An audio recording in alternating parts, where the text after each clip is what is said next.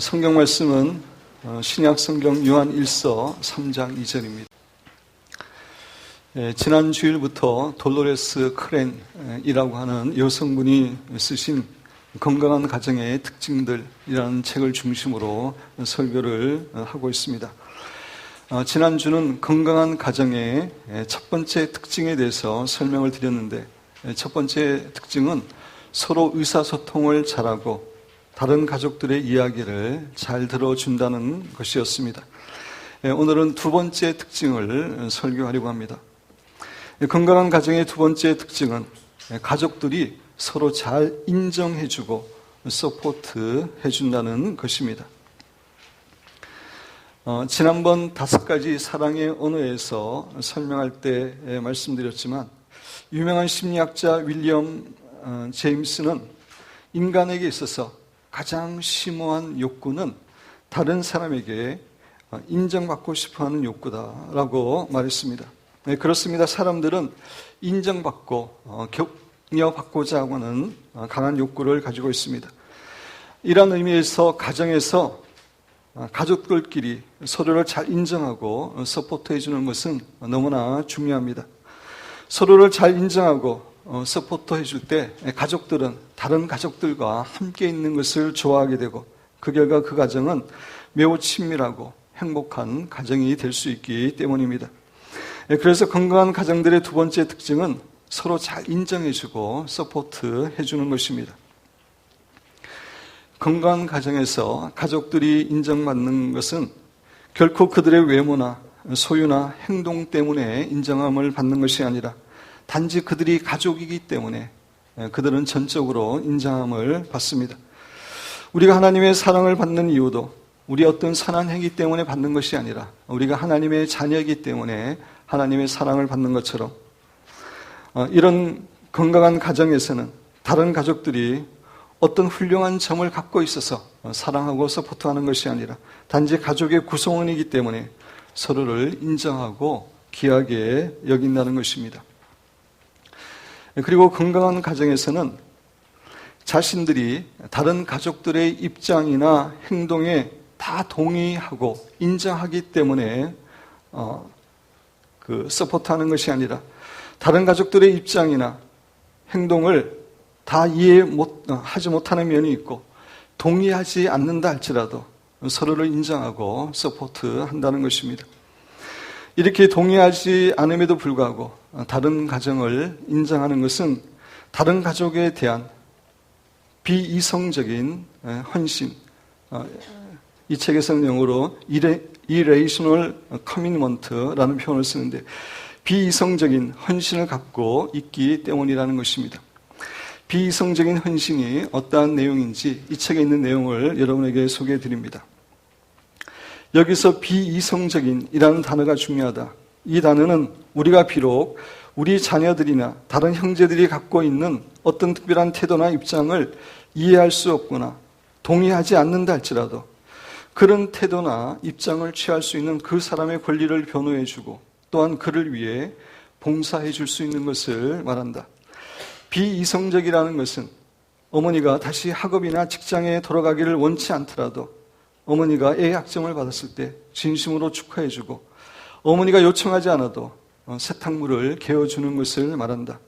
또한 아버지가 일 때문에 오랫동안 출장을 가서 자신들에게 실망이 된다 할지라도 그것을 표현하지 않고 그것이 괜찮은 것처럼 행동해서 아버지에게 부담감을 느끼지 않게 하는 것이다. 이렇게 행동하는 것이 가족 간의 비이성적인 헌신을 보여주는 태도라고 이야기하고 있습니다. 그래서 건강한 가정은 이렇게 가족들에 대해 비이성적인 헌신을 하고 있기 때문에 그 가정은 서로 잘 인정하고 서포트하는 가정의 모습을 갖게 된다고 말합니다. 그러면서 돌로레스 커렌은 서로 잘 인정해주고 서포트해주는 가정은 다음과 같은 세부적인 특징을 갖고 있음을 교훈해줍니다. 첫째로, 서로 잘 인정하고 서포트해주는 가정의 부모들은 모두 좋은 자아상을 갖고 있다는 것입니다. 좋은 자아상을 가지고 있으면 사람들은 자신들의 장점에 대해서 건전한 평가를 할 뿐만 아니라 자신들의 부족하고 연약한 점들보다 자신의 장점이 훨씬 낫다는 것을 인식하고 있게 됩니다. 따라서 좋은 자아상을 갖고 있는 사람들은 다른 사람들에게 자신이 사랑받을 것이라고 하는 그런 확신을 갖고 있기 때문에 적극적인 인간관계를 하게 됩니다. 반면에 불건전한 자아상을 갖고 있는 사람들은 상대방이 조만간 자신의 부족한 모습을 발견하고 자신의 모습에 실망하고 싫어하게 될 것이라고 생각하기 때문에 적극적인 인간관계를 하지 못하게 됩니다. 이러한 면에서 가정에서 가족들이 서로 잘 인정하고 서포트해 주기 위해서 먼저 부모가 좋은 자아상을 갖고 있어야 된다고 말합니다.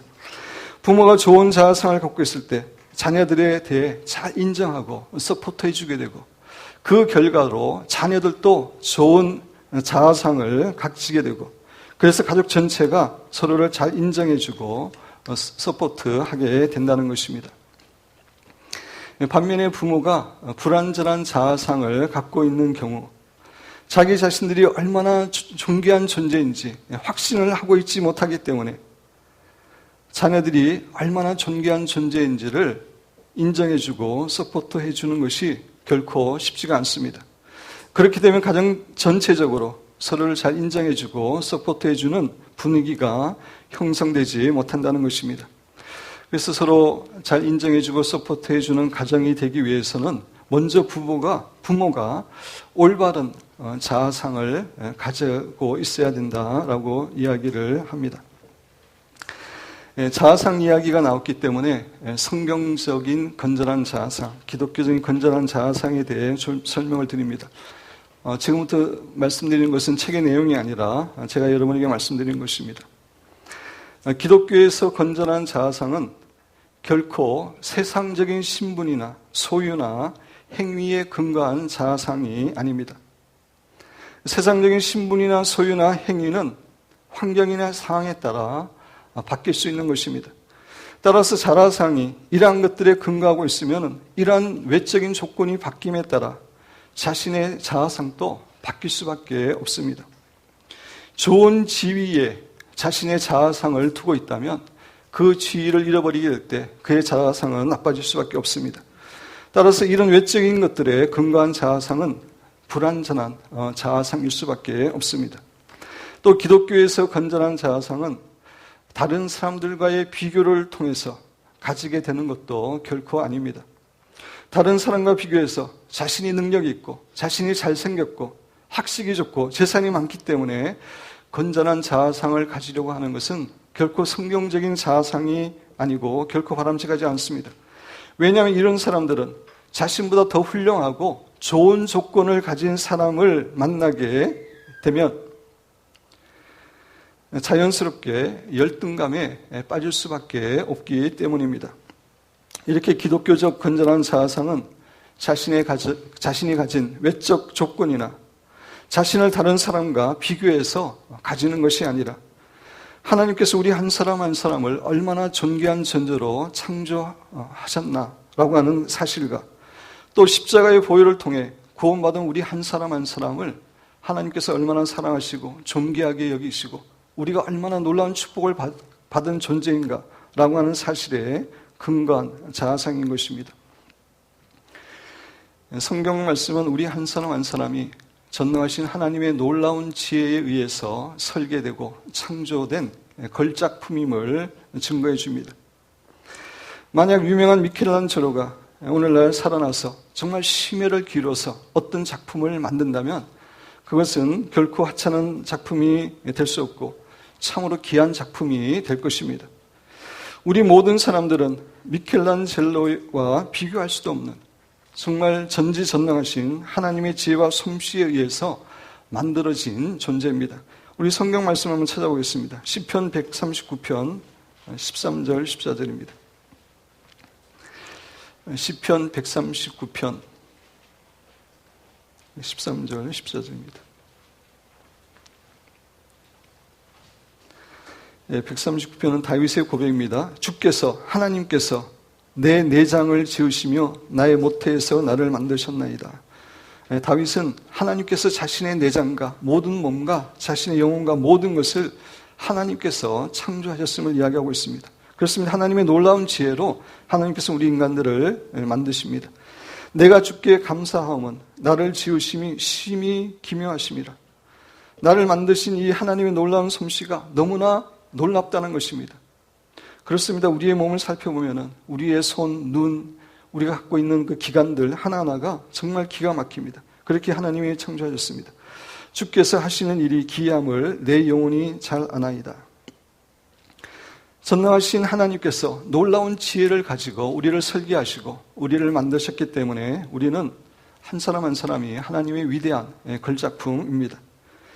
그리고 모든 인간은 한 사람도 예외 없이 하나님의 형상대로 창조되었습니다. 전지전능하신 하나님께서 자신의 지혜로 만드신 이 우주에 있는 모든 만물이 정말 1등품입니다. 정말 좋은 것들입니다. 그럼에도 불구하고 이 세상에 있는 그 어떤 존재보다 인간은 비교할 수 없을 정도로 더 탁월한 존재입니다. 왜냐하면 우리 인간 안에는 하나님의 형상이 있어 하나님과 대화하고 교제하고 거룩하신 하나님을 닮아갈 수 있는 그런 특권을 가지고 있기 때문입니다. 그리고 우리 각 사람은 참으로 독특하고 특별한 존재로 창조되었습니다. 우리는 대량 생산으로 찍어낸 상품과 같은 존재가 아니라 하나님께서 심혈을 기울여 만드신 하나님의 독특한 작품들입니다. 그래서 우리와 동일한 사람은 인류 역사상 없었고 앞으로도 영원히 없을 것입니다. 이런 면에서 우리 한 사람 한 사람은 참으로 독특하고 특별한 존재입니다. 우표 가운데서도 수량이 극히 제한되어서 만들어진 우표는 시간이 지나면 세월이 흘러가면 엄청난 가치를 가지게 됩니다. 희귀하기 때문입니다. 오래된 중국의 도자기의 값은 엄청나게 비쌉니다. 왜냐하면 숫자가 극히 제한되어 있기 때문입니다. 모나리자에 대한 모조품이 많지만 오리지널은 너무나 비쌉니다. 왜냐하면 이 세상에 하나밖에 없기 때문입니다. 우리는 오직 이 세상에 한 사람만 존재하도록 유니크하게 정말 특별하게 창조된 사람들입니다. 그래서 우리가 우리의 방식으로 하나님께 찬양과 예배를 드리지 않는다면 하나님은 그 찬양과 예배를 영원히 받으실 수가 없게 됩니다. 우리와 동일한 사람은 이 세상에 없기 때문에 그 어떤 누구도 우리가 드릴 수 있는, 내가 드릴 수 있는 그런 방법으로 찬양과 예배를 드릴 수 있는 존재는 없습니다. 이러한 의미에서 우리 모든 신자들은 위대한 사도 바울이나 다니엘이나 요셉과 동일하게 하나님께 너무나 유니크하고 특별한 존재들인 것입니다. 특별히 우리 신자는 하나님께 선택을 받은 자들입니다. 성경은 우리가 먼저 하나님을 사랑하고 선택한 것이 아니라 하나님이 먼저 우리를 사랑하고 선택했다라고 증거하고 있습니다. 그렇습니다. 우리 신자들 한 사람 한 사람은 전능하신 하나님의 특별한 선택을 받은 사람들입니다. 그런데 우리를 택하신 하나님께서는 우리의 과거와 현재와 미래까지 다 아시고 우리를 택하셨습니다.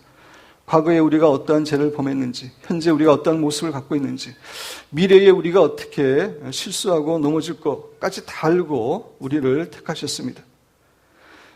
우리를 너무나 사랑하시기 때문입니다. 그렇게 우리 한 사람 한 사람은 하나님의 특별한 사랑을 받고 있는 선택을 받은 사람들입니다. 그리고 우리 신자들은 장차 다 예수님의 모습으로 변화되게 될 존재들입니다. 우리 성경을 한번 찾아보겠습니다. 요한일서 3장 2절. 요한일서 3장 2절입니다. 제가 읽으면서 설명을 드립니다. 사랑하는 자들아, 우리가 지금은 하나님의 자녀라. 우리가 하나님의 자녀입니다. 예수님의 보혈을 통해서. 장래에 어떻게 될지는 아직 나타나지 아니하였으나, 장래의 일은 아직까지 나타나지 않아서 모릅니다. 그러나 그가 나타나시면, 예수님이 나타나시면입니다. 재림하시면 우리가 그와 같을 줄을 아는 것은 그의 참모습을 그대로 볼 것이기 때문이니, 예수님이 나타나시면 우리가 예수님과 같은 형상이 된다라고 성경은 이야기하고 있습니다. 성경 구절 한 구절 더 찾아보겠습니다. 고린도후서 3장 18절입니다. 고린도후서 3장 18절입니다.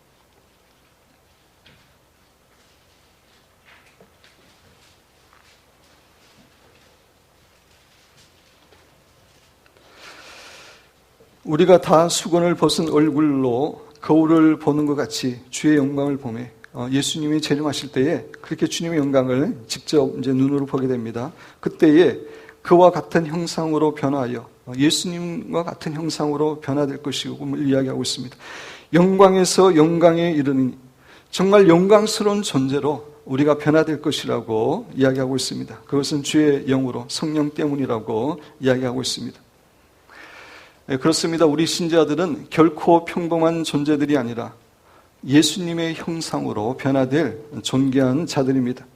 그것은 우리 안에 예수님의 생명이 있고 예수님의 DNA가 있기 때문입니다. 경마에서 우승한 경험이 있는 참피언 말의 새끼는 단지 우승말의 참피언의 DNA를 갖고 있다는 점에서 5천만 원 이상에 거래된다고 합니다. 그 망아지가 장래에 잘 달릴지 못 달릴지 모르지만 단지 참피언의 DNA를 갖고 있다고 하는 그 한 가지 점 때문에 그렇게 비싸게 거래됩니다. DNA라고 하는 것은 참으로 중요합니다.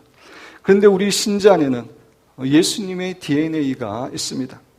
그러기에 우리 모든 신자는 예수님의 장성한 분량으로 성장할 가능성이 있는 정말 엄청난 포텐셜을 갖고 있는 그러한 존귀한 존재들인 것입니다. 그리고 우리는 하나님의 자녀이기에 영원한 천국을 상속할 자입니다. 여러분 로마서 8장 17절 한번 펴보시기 바랍니다. 로마서 8장 17절입니다.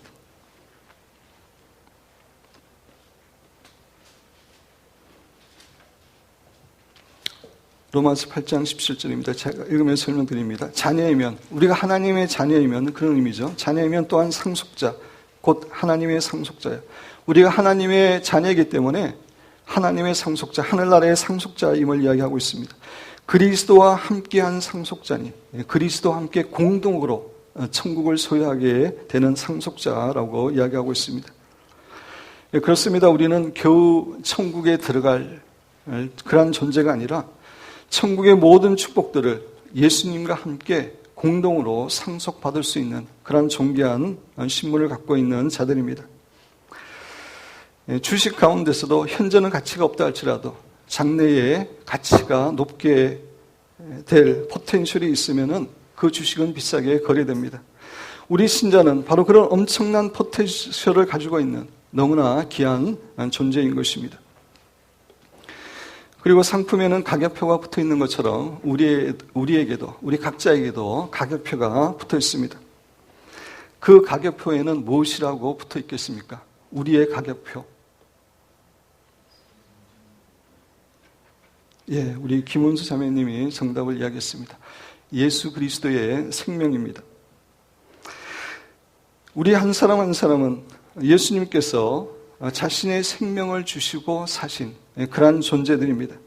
그래서 우리 모든 신자의 가격표는 예수님의 생명이고 우리들은 예수님의 생명만큼 귀한 존재들인 것입니다. 하나님은 지혜로우신 분이어서 결코 미치는 장사를 하지 않습니다. 하나님께서 우리를 위해 예수님의 생명을 주셨다는 것은 우리가 그만큼 하나님께 귀한 존재이기 때문입니다. 그만큼 우리는 귀한 존재들입니다.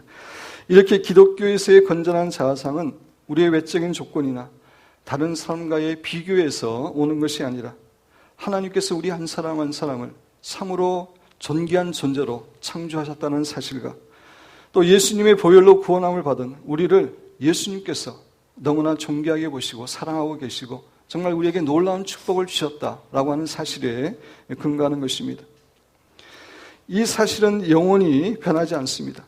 그래서 우리는 언제 어떤 환경 가운데서도 흔들리지 않는 건전한 자아상을 갖고 살아갈 수 있는 것입니다. 그리고 기독교적 건전한 자아상을 갖고 있는 사람은 결코 교만하게 되지 않습니다. 자신의 외적인 조건이나 다른 사람들과의 비교해서 자아상을 갖고 있는 사람들은 교만하게 될 수 있습니다. 그러나 하나님께서 우리를 너무나 귀하게 창조하셨다는 사실과 예수 그리스도의 십자가를 통해서 우리를 너무나 존귀한 하나님의 자녀로 구원해 주셨다는 사실에 근거한 자아상을 갖고 있는 신자들은 자신의 존귀한 신분에 대해서 하나님께 감사하고 하나님께 찬양할지언정 결코 교만하게 될 수가 없습니다. 자신의 모든 것이 자신의 것이 아니라 하나님께로부터 온 것이기 때문입니다. 사랑하는 기쁨교회 성도 여러분, 먼저 부모님들이 이런 건전한 기독교적인 자아상을 가지시고 또 여러분의 자녀들에게도 건전한 자아상을 잘 심어주심으로 가족들끼리 서로 잘 인정하고 서포트하는 건강한 가정이 되시기를 주님의 이름으로 축원드립니다. 두 번째, 서로 잘 인정하고 서포트해주는 가정에서는 가족들에 대한 지원이 결코 압력이 되지 않도록 주의한다는 것입니다. 문제가 있는 부모들은 자녀에 대해서 너무나 관심을 갖고 있지 않는 부모이거나 아니면 지나치게 관심을 갖는 부모입니다. 그렇다면 어떻게 하는 것이 지나치게 관심을 가지는 것입니까? 그것은 부모의 관심이 자녀에게 큰 압력으로, 큰 프레셔로 작용한다면 그것은 지나친 관심이라는 것입니다. 예를 들어서 자녀가 야구 시합을 할 때 가서 응원해 주는 것은 건전한 올바른 관심입니다. 근데 야구를 하면서 자녀가 실수를 했는데 그 실수한 것에 대해 잔소리를 하고 혼낸다면 그것은 자녀에게 압력이 되는 것이라는 것입니다. 자녀들에 대해 부모의 기대가 지나치게 클 때 그것은 서포트하는 것이 아니라 자녀들에게 큰 스트레스를 주게 되는 것입니다. 그래서 미국 같은 데서는 그런 스트레스 때문에 자녀들이 마약에 빠지거나 탈선하게 되거나 심하면 자살을 선택하게 된다는 것입니다. 사랑하는 성도 여러분들은 다른 가족들을 잘 인정하고 서포트해 주시되 그것이 결코 프레셔가 되지 않을 만큼 적당한 수준에서 지원해 주시는 지혜로운 성도들이 되시기를 주님의 이름으로 축원드립니다. 세 번째, 서로 잘 인정하고 서포트해 주는 가정의 기본적인 분위기는 긍정적이라는 것입니다. 여기서 기본적인 분위기는 영어로 베이직 무드라는 단어인데 이것은 평상시에 그 가정의 분위기를 말하는 것이 아니라 그 가정에 어려운 일이 생겼을 때 그때의 가정의 분위기를 말하는 말입니다. 가정적으로 어려운 상황에 처하게 될 때 많은 가정은 전반적으로 낭망하고 실망하고 좌절합니다. 그렇지만 건강한 가정은 어려운 일이 있을 때도 결코 긍정적인 가정의 분위기를 잃어버리지 않는다는 것입니다. 자신들의 가정이 더 어렵게 되지 않은 것에 대해서 감사하고 또 자신들의 가정은 반드시 그 어려움을 이겨내고 잘 될 것을 믿는 믿음을 갖고 있기에 어려운 상황 가운데서도 여전히 장래를 기대하며 소망을 잃지 않는다는 것입니다. 어려운 상황 가운데서도 이런 소망을 갖고 있기에 어떠한 상황 가운데서도 가족들은 서로를 인정하고 서포트해 줄 수 있게 된다는 것입니다. 사랑하는 성도 여러분들의 가정도 때로 어려운 상황에 빠진다 할지라도 기본적인 분위기가 긍정적인 그러한 분위기가 되시기를 주님의 이름으로 축원드립니다. 사도 바울은 로마서 8장 28절에서 우리가 알거니와 하나님을 사랑하는 자 곧 그의 뜻대로 부르심을 입은 자들에게는 모든 것이 합력하여 선을 이룬다라고 이야기하고 있습니다. 사도 바울은 우리 신자를 하나님을 사랑하는 자이고 하나님의 뜻대로 부르심을 받은 자들이라고 이야기합니다. 따라서 이런 우리 신자들에게는 모든 것이 합력해서 선을 이룬다라고 이야기합니다. 여기서 모든 것은 좋은 일뿐만 아니라 어렵고 힘든 일도 포함됩니다. 우리의 고난까지도 어려운 환경까지도 어려운 인간관계까지도 또 우리의 인생의 실패들까지도 하나님께서는 우리의 유익을 위해서 합력해서 선을 이룰 수 있는 분임을 교훈해 주고 있습니다. 그리고 사도 바울은 고린도전서 10장 13절에서 사람이 감당할 시험 밖에는 너희에게 당한 것이 없나니 오직 하나님을 믿부사 너희가 감당하지 못할 시험 당함을 허락지 아니하시고 시험 당할지엄에 또한 피할 길을 내사 너희로 능히 감당하게 하신다라고 말씀하십니다. 그렇습니다. 하나님은 신실하신 분이어서 우리의 가정이 감당할 수 없는 그런 시험과 고난을 허락하시지 않습니다. 때로 고난과 어려움을 허락하시지만 그때에 우리에게 피할 길을 주시는 분입니다. 따라서 사랑하는 여러분의 가정은 어떤 어려움과 고난 가운데서도 이 하나님을 신뢰함으로 긍정적인 분위기를 유지하시고 그래서 어떠한 상황 가운데서도 가족끼리 서로 인정하고 서포트해주는 건강한 가정이 되시기를 주님의 이름으로 축원드립니다. 말씀을 마무리합니다. 건강한 가정들의 두 번째 특징은 가족들이 서로를 잘 인정해주고 서포트해준다는 것입니다. 세부적인 특징은 첫째로 이러한 가정들의 부모들은 모두 건전한 올바른 자아상을 갖고 있다는 것입니다. 두 번째, 이런 가정에서는 가족들에 대한 지원이 결코 압력이 되지 않도록 지혜롭게 지원한다는 것입니다. 세 번째, 이러한 가정의 기본적인 분위기는 긍정적인이라는 것입니다. 사랑하는 여러분들의 가정은 다 이러한 가정이 되어서 가족들끼리 서로 잘 인정하고 서포트하는 정말 건강하고 행복한 가정이 되시기를 주님의 이름으로 축원드립니다.